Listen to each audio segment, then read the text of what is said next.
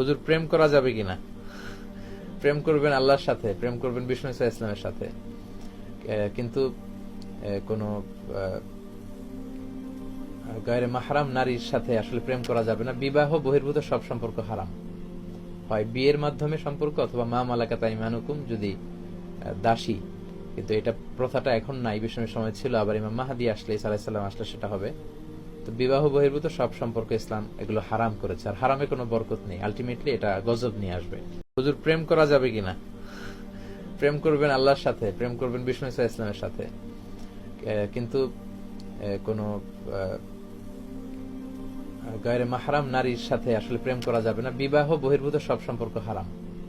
হয় বিয়ের মাধ্যমে সম্পর্ক, অথবা মা মালাকাত আইমানুকুম, যদি দাসী। কিন্তু এটা প্রথাটা এখন নাই, বিষ্ণুর সময় ছিল, আবার ইমাম মাহদী আসলে, ঈসা আলাইহিস সালাম আসলে সেটা হবে। তো বিবাহ বহির্ভূত সব সম্পর্ক ইসলাম এগুলো হারাম করেছে, আর হারামে কোনো বরকত নেই, আলটিমেটলি এটা গজব নিয়ে আসবে।